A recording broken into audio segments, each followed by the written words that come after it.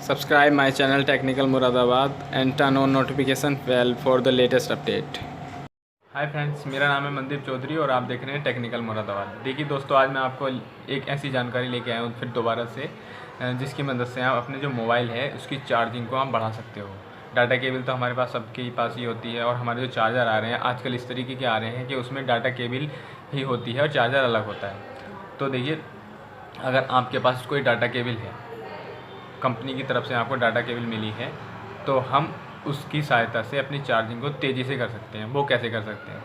देखिए, सबके पास ये डाटा केबल होती है, ठीक है। तो हमें क्या करना है, ये डाटा केबल को हमें बीच में से काट देना है।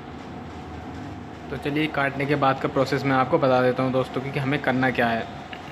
वो सारा प्रोसेस मैं आपको वीडियो के माध्यम से आपको सारा दिखा दूँगा कि आपको किस किस तरह से कौन सा तार कट करना है और किसकी क्या वैल्यू होती है, वो सब कुछ आपको मैं बता देता हूँ। तो चलिए दोस्तों, शुरू करते हैं।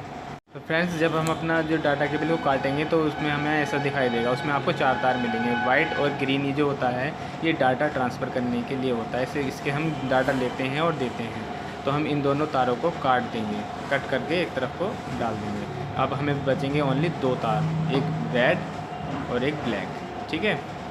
तो इन तारों को हमें क्या करना है, इन दोनों तारों को छील लेना है, ऊपर से इसके तार अंदर से निकाल लेने हैं।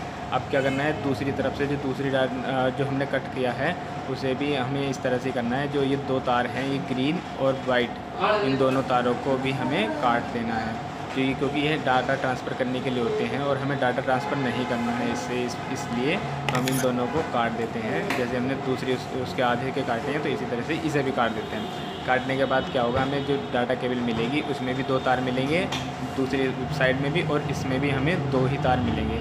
ये 2 तार दिखाई दे रहे हैं इसमें। तो इन दोनों तार को क्या करना है, ये जो 1-2 बचे हैं हमारे पास, इन दोनों को ब्लैक में तो ब्लैक और रेड में रेड को हमें जोड़ देना है। इसे जोड़ने से हमारा जो होगा, हमारा डाटा जो ट्रांसफ़र करने का जो हमारा सिस्टम था इस डाटा केबल से, वो इसमें से हट जाएगा।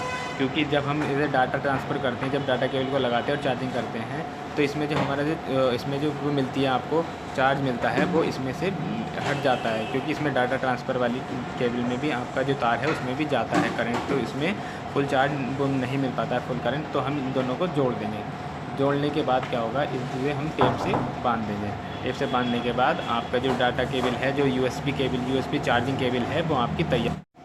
देखिए दोस्तों, मैं आसान से शब्दों में आपसे बस ये कहूँगा कि इसमें जो होता है, जो हमारी यूएसबी केबल होती है, उसमें हमारे 4 तार होते हैं। 4 में से 2 डाटा ट्रांसफ़र के और 2 होते हैं चार्जिंग के। तो हमें डाटा ट्रांसफ़र जो होते हैं उनसे हमें कोई मतलब नहीं है, क्योंकि हमें चार्जिंग करनी है, चार्जिंग केबल बनानी है, तो ओनली हमें चार्जिंग पर ही ध्यान देना है। तो हमारा जो डाटा केबल होती है, उसमें जो डाटा ट्रांसफ़र के अगर हमारे जुड़े हुए होते हैं, तो उससे हमारा जो करंट जो मिलता है चार्जर की तरफ से, वो इन 4 तारों में बहता है।